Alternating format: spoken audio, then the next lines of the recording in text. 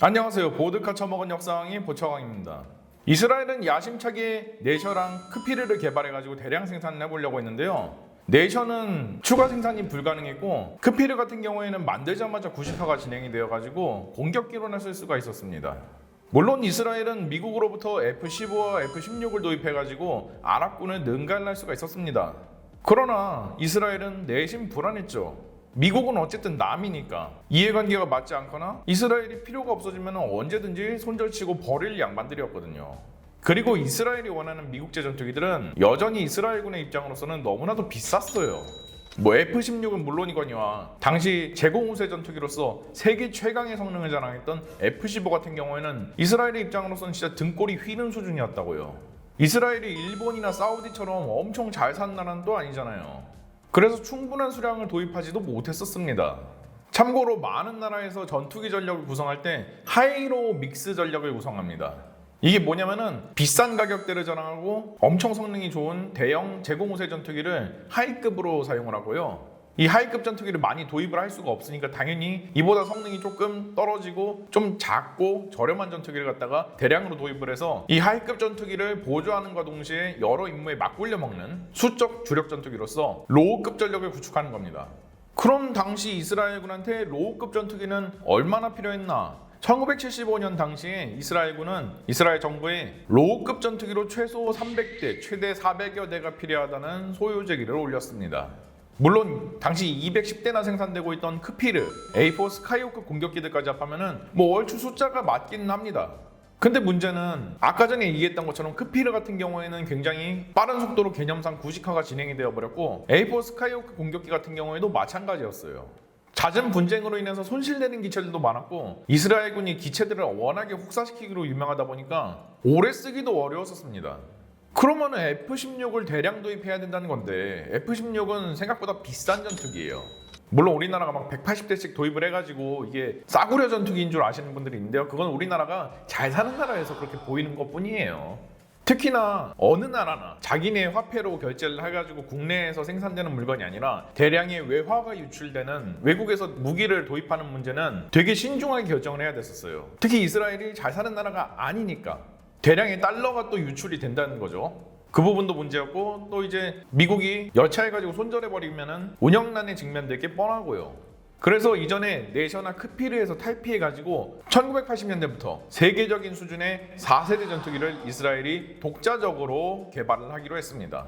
이렇게 해서 모든 이스라엘 국민들의 박수갈채를 받으면서 1986년에 탄생한 전투기가 바로 라비 전투기입니다. 최대 이륙 중량 기준 19톤으로 당시 F-16C D형이랑 동급 체급이었습니다. 실제로 생긴 거나 체급이나 F-16의 많은 부분들을 참고했다고 보여지죠. 특히 공기흡입구 같은 경우에는 진짜 빼다 박아놨고요. 이게 그럴 수밖에 없는 게 F-16이랑 동일한 능력을 가지고 있으면서 혹은 그보다 약간 좀 뛰어난 능력을 가지고 있으면서 동시에 훨씬 더 F-16보다는 저렴한 기종을 목표로 두고 만들었으니까요. 그래서 엔진 역시 F-16에서 사용하고 있던 F-100 엔진을 갖다가 라비에 맞게끔 조금 축소시킨 PW1120 엔진을 장착하고 있었습니다. 이 엔진은 F-100 터보팬 엔진의 힘은 그대로 가지고 왔으면서 동시에 조금 경량화 그리고 소형화를 시켰다 보니까 크기 대비 추력이 훨씬 더 증가가 된 버전이죠. 다만 라비의 카탈로그 스펙상 최고 속도가 마하 1.6이라고 적혀져 있는데요. 이거는 진짜 속도가 마하 1.6이 아니라 마하 1.6까지 가속하는 실험까지밖에 안 해봤으니까 이렇게 1.6이라고 적혀져 있는 겁니다. 실제로는 최초에 나온 치제기조차도 마하 1.85까지는 너끈하게 가속이 가능하다고 이론상 나왔을 정도고요. 추가적으로 좀 더 시제기 실험을 진행하면서 기체 설계를 보강하고 기체 제어 시스템을 갖다가 계속해서 업데이트를 시키면은 당연히 F-16이랑 비슷한 마하 2급의 성능을 낼 수 있을 거라고 보고 있습니다. 실제로 이스라엘이 마하 2급의 초음속 전투기를 안 만들어 본 것도 아니잖아요. 네셔랑 크피르 역시 마하 2를 넘습니다. 시당초에 라비 전투기는 F-16이랑 똑같은 추력의 엔진을 사용을 하는데 자체 중량은 F-16에 비해서 무려 1톤이나 다이어트를 냈기 때문에 F-16보다 빠르면 빨랐지 느릴 수가 없죠. 다만 F-16이랑 완전 똑같지는 않은 게 카나드가 장비되었습니다. 전편에 크피르 편을 보고 오신 분들은 아시겠지만 이스라엘 같은 경우에는 이 카나드를 한번 장비해가지고 크피르 전투기의 무게중심 불균형 그리고 양력 불안정 문제를 해결을 했기 때문에 좋은 기억을 가지고 있었거든요. 그래서 라비에서도 역시 카나드를 채용해가지고 고기동성도 부여하려고 추가적인 양력을 제공해가지고 높은 비행 안정성을 부여하기로 했습니다. F-16이랑 최대 이륙 중량은 비슷한데 자체 중량은 1톤이나 다이어트를 시켰다는 거는 이 라비 전투기를 갖다가 미라주 전투기처럼 가속력이랑 상승력을 살려가지고 고속의 고고도 요격 전투기로서 사용을 하려고도 했었다는 이야기거든요. 물론 라비는 4세대 멀티롤 전투기로서 계획이 되었긴 합니다만 이스라엘이 워낙에 영토가 좁다 보니까 아랍군이 작정하고 공군으로 달려들었을 때 최대한 빨리 날아올라가지고 공격 위치를 잡는 것도 굉장히 중요했었거든요. 그리고 라비에서는 이스라엘의 역작이라고 불리는 레이더인 엘타 2032 레이더가 장착이 되어졌습니다. 지금 현재 FA50에서 쓰고 있는 그 레이더죠. 이 레이더는 원래 라비에 장착되려고 만든 레이더고요. 미국제 평판 배열 레이더의 기술을 사와가지고 이스라엘이 자체적으로 발전시켜가지고 만든 그런 레이더입니다. 기계식 레이더이긴 한데 모듈형 설계를 적용을 시켰어요. 그래서 라비보다 좀 더 대형인 전투기에 엘타 2032 레이더를 쓰고 싶다. 그러면은 데이터 처리 장비, 그리고 안테나, 파워 서플라이 이런 거를 갖다가 좀 더 대형으로 장착시켜줘가지고 대출력에 좀 더 먼 거리를 탐지할 수 있도록 만드는 것이고요. 이 덕분에 F-15에도 이 레이더를 탑재를 하는 게 가능합니다. 권장하진 않지만 말이죠. 반대로 라비보다 작은 전투기 탑재를 할 때는 당연히 데이터 처리 장치랑 파워 서플라이, 안테나 이런 걸 갖다가 항전베이랑 레이더에 맞춰가지고 조금 작은 걸 달아주는 거고요. 보통 라비에 장착된 기본형 같은 경우에는 수평 기준 150km 정도의 탐지 거리를 보유했다고 보여지고 있습니다. 지상 매핑 기능이 굉장히 좋아요 또. 그래서 공대지 정밀 타격이나 저고도 침투에도 굉장히 유용하게 쓸 수가 있죠. 여기에는 중거리 공대공 미사일인 더비 미사일이 인기가 되었습니다. 이 더비 미사일은 이스라엘이 자체적으로 개발한 중거리 공대공 미사일인데요. 암람 미사일이랑 똑같이 일정 거리까지만 전투기가 미사일을 유도해주면은 그 다음부터는 미사일이 자체적인 레이더 시커를 켜가지고 알아서 적기로 날아가서 맞는 방식의 능동 유도용 레이더 유도 미사일이었죠. 따라서 파이어 앤 포겟이 가능한 굉장히 우수한 공대공 미사일이라고 보시면 됩니다. 사거리도 50에서 60km 사이라 가지고 그때 당시 출시되었던 암람 미사일 A형, B형이랑 동급 수준의 사거리였고요. 단거리 공대공 미사일도 굉장히 제한적인 성능을 가진 사프리르 미사일에서 탈피해가지고 드디어 인류급 성능을 가진 파이썬 시리즈 미사일이 장착이 되기 시작했죠. 1980년대부터 사프리르2 미사일의 후계로 파이썬 3 미사일이 개발이 되어졌는데요. 미국제 사이드와인더 L형처럼 적기를 전방위에서 락온을 할 수가 있는 좋은 성능의 시커가 달렸고 사거리는 15km 정도라 가지고 사프리르2에 비해서 사거리가 몇 배나 길어졌죠. 근데 라비는 뭐가 달라졌냐면은 여기서 한층 더 업그레이드된 버전인 파이썬 4 미사일이 장비가 되었습니다. 1980년대 많은 나라들은 단거리 공대공 미사일을 어떤 식으로 개발을 해야 될지 서로 갑론을 박하고 머가리 쥐뜯고 싸우고 있었습니다. 왜냐하면 단거리 미사일의 속도를 빠르게 만들어가지고 적기가 피할 틈을 주지 않는 것이 좋으냐, 혹은 엄청난 초고기동성을 자랑하게끔 해가지고 적기가 무슨 회피기동을 해도 피할 수가 없게끔 만드는 것이 좋냐, 이거 가지고 싸웠던 거예요. 이스라엘은 러시아제 R-73 미사일처럼 기동성을 선택했고요. 그 결과는 아주 성공적이었습니다. 기축선 밖에 있는 표적도 요격이 가능한, 앞뿐만 아니라 옆이나 뒤에 있는 표적도 돌아서 락온할 수 있는 초고기동성을 가진 미사일로 인해 가지고 적기가 아군 전투기의 꼬리를 물었다고 해도 역습이 가능했습니다. 이렇게 해서 만들어진 물건이 바로 파이썬 4 미사일이에요. 여기에는 엘비사에서 개발한 헬멧 마운트 디스플레이까지 장비가 되어져 가지고 러시아제 R-73처럼 적기를 바라보기만 해도 락온하는 것 역시 가능했죠. 기체 제어에는 F-16이랑 동일하게 4중의 플라이 바이 와이어 시스템이 들어갔습니다. 이게 뭐냐면은 기존에는 기체 제어에 보통 유압 장치를 사용을 했어요. 유압 같은 경우에는 당연히 무겁고 거추장스러운 데다가 피격당해서 유압이 다 새버리면은 그대로 조종 불능이 되는 거거든요. 플라이 바이 와이어 시스템 같은 경우에는 전기적인 신호를 이용해서 조종면을 제어하다 보니까 훨씬 가볍고 손상이 강하죠. 또 현대적인 의미의 플라이 바이 와이어 시스템을 설명하자면은 단순히 전선으로 제어하는 것만 해서 그치는 게 아니라 임무 컴퓨터와 연결이 되어 가지고 조종사가 스틱을 쥐고 흔드는 것에 따라 가지고 최상의 조종면 각도들을 갖다 설정해서 즉각적으로 움직이는 그런 시스템입니다. 조종 반응성도 빠르고 고기동성, 그리고 자세 제어 및 비행 안정성도 굉장히 좋을 수밖에 없죠. 이렇게 해서 등장한 라비는 이스라엘 의회에서 전원의 박수갈채를 받으면서 압도적인 표차로 무려 300대의 생산이 의결되었습니다. 참고로 전투기가 규모의 경제를 갖추고 손익분기점을 넘는 시점이 이 300대라는 물량인데 이거를 이미 이스라엘 국내에서 다 보장해준다니 엄청난 수준이었죠. 여기다가 수출까지 이루어진다면 그냥 돈 복사기 하나 들여놓는 거예요. 때마침 극단적인 인종차별로 인해서 국제적으로 고립된 남아공이 대량 도입을 타전해왔고요. 남미 국가들조차도 이게 아직 생산도 되기 전인데 관심부터 표명하는 등 그냥 시작하자마자 대박이 나버린 전투기였어요. 그러나 라비의 실제 생산까지는 엄청나게 많은 난관들이 도사리고 있었습니다. 1981년 로널드 레이건 대통령이 미국의 대통령으로서 취임을 했습니다. 레이건 대통령은 굉장히 보수적인 마인드를 가지고 있었고 자국의 기술과 자본이 쓸데없이 남의 나라에 제공되어서는 안 된다고 생각하고 있었죠. 그리고 레이건은 이스라엘에 대해서 상당히 중립적인 마인드를 가지고 있었습니다. 그리고 레이건 대통령이 취임하자마자 이스라엘은 선전포고도 없이 이라크의 오시라크 원전을 공습해서 폭파시켜버려가지고 국제적인 비난을 받는 상황이었죠. 레이건 대통령은 당연히 여기에 동참해가지고 이스라엘에 강도 높은 제재를 실시했습니다. 그리고 레이건의 눈에 들어온 게 하나 더 있었어요. 바로 라비 전투기 사업이었습니다. 안 그래도 철 모르고 사고 치고 다니는 이스라엘이 미워 죽겠는데 저 라비 전투기 사업에 과연 호의적이었을까요? 특히 레이건은 이스라엘의 라비 전투기에 CJ가 등장해가지고 비행 실험까지 실시한 지경에 이르자 대놓고 짜증을 내기 시작했습니다. 왜냐면은 레이건은 저 라비 전투기는 이스라엘이 미국에서 기술과 돈을 훔쳐가지고 만든 전투기라고 생각하고 있었기 때문입니다. 그리고 놀랍게도 그것은 어느 정도 사실이었어요. 이 라비 전투기 사업의 대주주는 바로 미국 정부였었기 때문이죠. 라비 전투기의 개발비로는 현재 가치로 약 20조 원 정도가 투자가 되었습니다. 근데 이 돈의 80%를 미국 정부가 대주고 있었어요. 이게 어떻게 된 일이냐고요? 1973년으로 한번 돌아가 봅시다. 1973년 10월 6일 아랍군이 대대적으로 기습을 가하면서 4차 중동전쟁, 즉 욤키프르 전쟁이 발생하였습니다. 이집트군은 살수차를 동원해서 이스라엘군이 토벽을 쌓아가지고 축성해둔 방어선인 바레브선을 단 2시간 만에 살수차로 무너뜨리는 방식으로 아주 기발한 공격을 실시했고요. 결국 이스라엘의 방어선은 하루도 되지 않아서 붕괴되고 말았죠. 또한 동시에 수백 대의 이집트군의 헬기가 바레브선 후방인 시나이 반도에 폭탄 드랍되었습니다. 순식간에 이스라엘군의 전방 병력들은 앞뒤로 협공당했고 그대로 괴멸당했습니다. 급하게 구원 등판한 이스라엘군의 기갑부대들은 방심하고 이집트군의 방어선에 무지성 어택당을 실시하면서 셰거 대전차 미사일과 RPG-7에 불과 일주일 만에 800여 대의 전차를 상실하고 괴멸당하고야 말았습니다.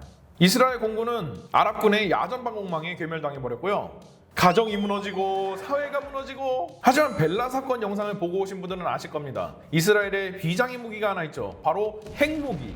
그래서 이스라엘은 어차피 멸망이 확정되었으니까 저승길 동무로 아랍 국가들의 대도시와 몰려오는 아랍군들과 함께 같이 가겠다고 선언하고 전술핵 무기의 조립을 명령했습니다. 그리고 동시에 미국으로 날아가서 제발 한 번만 살려주세요. 아니면 핵 쓰고 다 죽어버릴 거예요. 벼랑 끝 전술. 고대 적부터 지금 현재 북한에 이르기까지 아주 유구한 전통으로서 써먹는 전술입니다. 사실 미국은 이스라엘이 핵을 쓴다고 해도 직접적으로는 별 상관이 없었어요. 소련이랑 그냥 입을 맞춰가지고 이스라엘이 만약에 핵을 쓰면은 이집트한테도 소련이 핵을 줘가지고 보복으로 이스라엘에 쏘게끔 하면은 그냥 이스라엘이랑 중동 여러 나라들의 도시들만 버섯구름 아래로 사라지고 손절 끝. 깔끔한 거예요. 실제로 이스라엘이 핵을 사용하려고 하자 미국이 소련이랑 접촉해가지고 그렇게 하기로 합의를 이미 해둔 상태였고요. 그러나 핵구름이 거친 땅에서는 또다시 증오가 싹트겠죠. 여기에 서방세계가 지원하던 이스라엘이 핵을 쓴 거잖아요. 그러면은 서방세계에서 아랍 국가들을 견제하려고 일부러 이스라엘한테 총대 메고 나서 핵 쓰게 했다는 그런 음모론이 돌 수도 있다고요. 그럼 중동 정세는 그날로 아사리 판이 나는 거예요. 그리고 21세기에 우리는 핵무기를 손에 넣은 IS 비슷한 무언가를 볼 수가 있었겠죠. 그리고 어쩌면 이스라엘이 구원받지 못한 멀티버스에서는 2001년에 오사마 빌라덴이 비행기를 가지고 9.11 테러를 일으킨 게 아니라 뉴욕 한복판에서 전술핵탄들을 가지고 와가지고 퍼뜨렸을 수도 있습니다. 닉슨은 곧바로 아차 싶어가지고 긴급하게 수송선들이랑 수송기들을 총동원해가지고 이스라엘로 무려 22,000톤이라는 막대한 양의 군수물자를 지원해 주었습니다. 여기에는 최신형 전투기랑 전차도 포함되어 있었죠. 그 서독에 주둔하고 있던 유럽 주둔군의 물자를 갖다가 급하게 빼와가지고 갖다 줬을 정도로 진짜 다 던져줬어요 그냥. 그렇게 이스라엘은 구원받을 수가 있었습니다. 닉슨이 물러난 뒤에도 미국 정부랑 의회의 방침은 바뀌지 않았어요. 이스라엘은 욤키프르 전쟁에서 나라가 구원받긴 했지만 어쨌든 판정패를 당해버린 셈이었고 아직도 엄청나게 거대한 아랍 세계와 맞서는 판국이었거든요. 거기다가 아랍 세계가 서방을 향해 가지고 석유를 무기화해서 석유 파동을 일으키자 이스라엘의 가치는 더더욱 올라갈 수밖에 없었죠. 따라서 미국은 중동에서의 미국 전초기지로 키워주려고 매년 30억 달러, 지금 가치로 따지면 약 40조 원 정도의 경제 원조를 실시해줬습니다. 이 중에서 무려 18억 달러가 군사 원조였고요. 그렇게 해서 이때부터 지금까지도 미국 정부가 이스라엘의 국방비 일부를 보조해주는 식으로 정책이 꾸준히 이어져 왔던 것이죠. 근데 이게 이스라엘한테 꼭 좋은 건 아니었어요. 왜냐면은 미국의 군사 원조에 의존한다는 거니까 미국의 입김에서 절대로 자유로울 수가 없다는 것이었고 국방 정책도 마찬가지였어요. 따라서 대주주였던 레이건 대통령은 곧바로 라비 전투기 사업에 대해서 압력을 행사하기 시작했습니다. 일단은 바로 자금 동결을 시켜버렸어요. 거기다가 남아공이랑 아르헨티나가 라비를 선주문하려는 거 보고 나서 레이건은 더더욱 화가 나기 시작했습니다. 남아공은 당시 국제 왕따였고 아르헨티나 같은 경우에는 포클랜드 전쟁으로 인해서 영연방 국가랑 대놓고 처그진 사이였는데 여기에다가 미국제 최신형 터보팬 엔진, 최첨단 기체 제어 시스템, 심지어 영국제 마틴 베이커 사제 004 사출 좌석까지 다 넘어간다는 얘기였으니까요. 미국의 의회와 국방성도 레이건의 의견이랑 같은 생각이었습니다. 게다가 F-16의 잠재적인 고객을 갖다가 잃게 되면은 F-16의 총 생산량이 줄어들게 되니까 이것도 굉장히 우려가 되었고요. 미 국방성에서는 당연히 1980년대 소련이랑 군사 경쟁이 엄청 치열해져가지고 국방비를 최대한 효율적으로 써야 되는 판국이었는데 F-16을 당연히 대량 생산해야지 대당 가격이 하락해가지고 미국이 이득을 볼 수가 있는데 그래서 1987년에 미국 정부는 자금 동결에 이어가지고 자국기술 보호를 명분으로 라비 전투기에서 사용할 PW1120 엔진의 공급을 보류했습니다. 이스라엘 국민들이랑 의회는 분노했습니다. 그래서 프로젝트 지속을 외쳤지만 정작 이 라비 전투기의 숨통을 결정적으로 끊어놓은 것은 미국 정부가 아니었습니다. 바로 이 전투기를 인수해서 실제로 사용해야 될 이스라엘군이었어요. 이스라엘군은 최초의 라비 프로젝트에 소요제기를 올린 장본인들이었습니다. 그러나 1982년에 이스라엘이 레바논을 침공하면서 또다시 막대한 전쟁 비용을 사용하게 되면서 이스라엘군의 생각이 점차 바뀌기 시작했어요. 왜냐면은 이스라엘은 건국 직후부터 1980년대까지 계속해서 잦은 전쟁에 시달려왔고 큰 전쟁이 없을 때도 짜잘짜잘하게 국제 분쟁이 엄청나게 많이 시달려왔기 때문에 매년 평균 GDP의 20%에 달하는 그리고 국가 예산의 50%에 달하는 돈을 국방비로 쓰고 있었습니다. 이거 굉장히 정신 나간 수준의 국방비예요. 지금 우리나라가 국방비를 GDP의 3%선 그리고 국가 예산의 9%선을 쓰고 있습니다. 만약에 우리나라가 국가 예산의 50%를 국방비로 쓴다면 매년 330조 원을 쓸 수 있어요. 중국이랑 비슷하게 국방비를 지출할 수가 있습니다. 애시당초에 국방비를 갖다가 국가 예산의 50%를 쏟아붓는다는 것은 국가 총력 전시에나 가능한 일입니다. 실제로도 2차 세계대전 당시 때 나치 독일 말기 가서야 이 정도 예산을 썼었어요. 근데 이스라엘은 그 정도의 국방비를 30년, 40년째 쥐어 짜내가지고 쓰고 있었다는 거예요. 특히 1970년대부터 이스라엘은 그 한계점에 부딪히고 말았습니다. 욤키프르 전쟁이 터지자 국방비는 GDP의 무려 29%까지 오르는 등 아무튼 어마무시하게 늘어날 수밖에 없었는데 이 와중에 전쟁 끝난 다음에는 전후복구까지 해야 됐었으니까 완전 나라 살림이 거덜나가지고 아무것도 못하는 판국인 거예요. 경제 성장률도 욤키프르 이전까지는 좀 올라가다가 욤키프르 전쟁 이후에는 반토막 나가지고 막 비빌대고 그랬었거든. 만약 이대로 과도한 국방비를 계속해서 지출한다면 어떻게 될까요? 자, 지금 현재 70년 넘게 국가 예산의 50%를 국방비로 사용한 북한에게 한번 물어보겠습니다. 내일 며칠째 아무것도 못 먹었습니다. 미사일 쏘기 전에 쌀 좀 주시라요.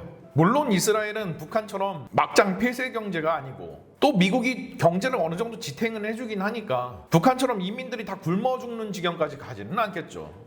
하지만 굶어 죽지만 않을 정도로 먹고 사는 정도의 나라가 되게 뻔했고 이는 민생이 피폐해진다는 것을 의미했습니다. 그리고 경제력에서 아랍 세력한테 밀린다는 얘기는요, 오일머니로 돈을 끊임없이 벌어들이는 아랍 세력한테 차후에 나라를 빼앗길 수도 있다는 중차대한 문제였거든요. 어떠한 국방력도 경제력 위에 쓸 수가 없습니다. 전쟁은 사람이 돈을 가지고 하는 겁니다. 그래서 이스라엘은 언젠가는 국방비를 엄청 줄여야 됐었고 실제로도 그렇게 되었어요. 지금 하마스랑 전쟁 터지기 직전까지는 이스라엘이 국방비로 GDP의 6%만을 사용했을 정도로 엄청나게 감축 국면이었습니다. 그 전에 막 20% 쓰다가 말이지.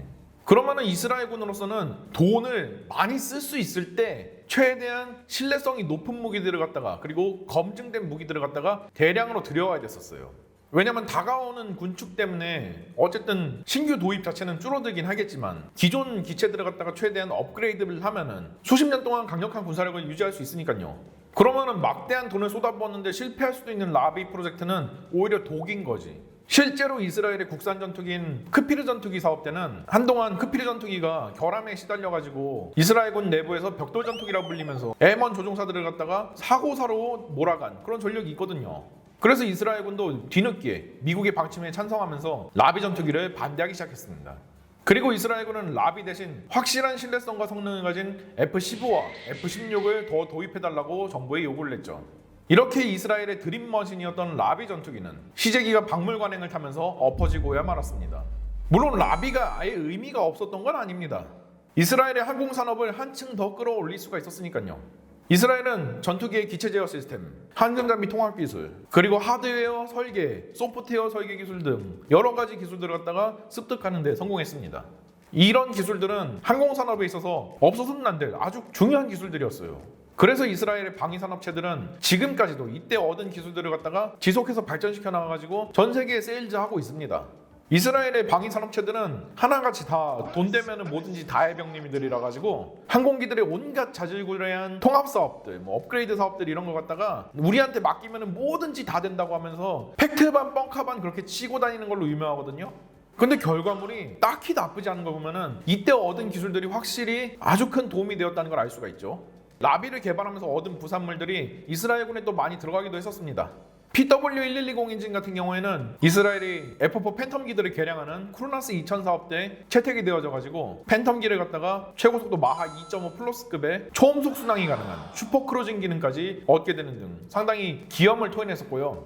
엘타 2031 레이더 같은 경우에는 F-16 전투기의 이스라엘판인 수파 전투기에 장착이 되었죠. 그리고 나중에는 에이사 레이더로 개량된 엘타 2052 레이더까지 출시가 되었고요. 파이썬 시리즈 미사일이랑 엘비사제 헤멧 마운트 디스플레이도 다른 나라들의 업그레이드 사업이나 신형 전투기 사업에 굉장히 많이 추천이 되어지고 있고 또 판매가 되어지고 있습니다. 또 제가 대만의 진거 전투기 편에서 밝혔듯이 다른 나라한테 이제 무기 도입할 때 호구 안 잡히려면은 여차하면은 내가 그 대체품을 갖다가 직접 만들어 쓸 수도 있는 그런 기술력과 산업력을 갖추고 있어야 돼요. 이스라엘은 라비 전투기로서 독자적인 전투기 개발 및 설계, 생산 능력이 있음을 전 세계 만방에 보여주었죠. 덕분에 이어진 F-15와 F-16 도입 당시에도 최대한 이스라엘의 방위산업체들한테 일감을 많이 주는 방향으로 계약을 맺을 수가 있었고 협상에 있어서도 호구당하지 않을 수가 있었습니다. 밀떡계에서는 거의 정설처럼 도는 소문이 하나 있는데요. 바로 중국의 J-10 전투기가 이스라엘의 라비 전투기의 설계를 사와가지고 만들었다는 그런 괴소문입니다. 물론 시기상 라비 전투기가 개발되는 시기는 중국 역시 마찬가지로 자국산 전투기를 만들려고 낑낑대던 그런 시절이랑 겹치긴 해요. 근데 중국 같은 경우에는 자체적으로 전투기를 개발하려고 했었는데 1962년에 소련이랑 서로 쌩까기로 하면서 기술이 미그 21 초창기형에서 정체가 되어 있는 상태였다고요. 그래서 만드는 전투기들은 보면은 다 슈퍼 미그 21 막 이런 거였다고. 근데 라비 전투기 사업이 엎어지고 나서 20년 뒤에 뜬금없이 라비 전투기 비슷한 모양의 전투기가 중국에서 등장했어요. 바로 J-10 전투기죠. 그리고 이거를 라비 전투기의 설계를 사왔다고 정말 밀떡들이 의심을 할 수밖에 없었던 게 1989년에 천안문 사태로 인해서 미국이나 여러 서방 선진국들이 중국의 전략물자 금수 조치를 갖다 취했을 때 이때 중국이 군사기술들을 갖다가 러시아랑 이스라엘에서 몰래 이렇게 사왔거든요. 그래서 이스라엘이 그때 당시 중국의 기술력을 갖다가 한층 업그레이드 시켜준 범인이거든. 그래서 설득력이 있어 보이는데 제 생각은 전혀 다릅니다. 일단 J-10 프로젝트 자체가 J-8 사업이랑 J-9 사업의 연장선인 사업이었습니다. J-8은 슈퍼 미그 21이라고 불릴 정도로 미그 21을 쌍발화시키고 좀 대형화시킨 그런 업그레이드 버전이라고 보시면 됐었는데요. 그래서 J-8 같은 경우에는 중국군이 성능적인 만족을 하질 못했죠. 다만 J-9 같은 경우는 J-8로 일단 급한 불은 메꾸고 그 사이에 개발을 하는 거다 보니까 시간적인 여유가 좀 많았어요. 그래서 J-9 같은 경우에는 미그 21에서 타이피해가지고 서방에 선진화된 그런 설계들을 갖다가 카피하면서 개발을 하고 있었습니다. 따라서 J-9은 본격적인 전투기 사업으로서의 면모가 아니라 약간 기술 실증기로 개발이 되었다고 생각하시면 편해요. 실제로 실전 배치가 되지도 않았고요. 처음에 베껴 만든 거는 스웨덴제 비겐 전투기였습니다. 카나드가 달려있는 전투기죠. 그래서 시제기를 하나 만들었는데 이때가 이미 1975년이었어요. 근데 문화대혁명기에 기술력도 부족한 때 그냥 사진 하나 가지고 따라 만들어본 그런 카피판 완전 깡통 전투기가 뭐 제 성능이 나오겠습니까? 그래서 그냥 대량 생산은 꿈도 못 꾸고 시제기만 몇 대 만들어가지고 만지작만지작거리면서 수만 번의 계측 실험을 진행합니다. 그러면서 동시에 중국이 현대적인 전투기를 어떻게 해서 계측해야 되는지에 대한 방법을 갖다가 터득하게 되었고요. 여기에 더해가지고 현대적인 대형 풍동실험실까지 갖추는 등 상당히 많이 발전을 하게 돼요. 여타 계측 설비랑 실험 설비들도 확충을 할 수가 있었고요. 이때 얻은 경험들을 토대로 1986년에 이 비겐 전투기 설계에다가 F-16을 쓸까 버리면 어떨까 해가지고 나온 게 바로 J-10입니다. 그래서 카나드랑 날개는 비겐이랑 되게 비슷한데 공기 흡입구만 F-16이랑 비슷하게 만들었던 거예요. 따라서 이미 1986년이라는 시기적인 것만 보더라도 이 J-10 프로젝트가 라비랑 관계가 없음을 바로 알 수가 있죠. 라비 전투기의 시제기가 날아다니기 전부터 이미 방침이 정해졌다는 거니까요. 그럼 왜 J-10은 라비랑 비슷하게 생겼는가? 수렴진화라는 게 있습니다. 굳이 그 나라의 물건을 그대로 카피하지 않더라도 대충 이렇게 만들어 보니까 경험적으로 이런 형태가 내가 원하는 수준의 성능과 컨셉을 갖다 실현시키기에는 제일 잘 나는 형태더라 라는 걸 갖다가 터득하는 거죠. 그래서 생긴 게 다 엇비슷하게 나오는 겁니다. 여러분 5세대 전투기들 한번 보세요. 누가 따라하라고 시키지도 않았는데 다 비슷비슷하죠. 그냥 만들다 보니까 저 형태가 제일 잘 날아다녀가지고 그렇게 만드는 겁니다. 이렇게 이스라엘의 꿈은 사라졌습니다. 근데 이스라엘은 또다시 전투기를 개발하기 시작했어요. 과연 이스라엘은 어떤 전투기를 개발했을까요? 다음 편에 기대해 주시죠.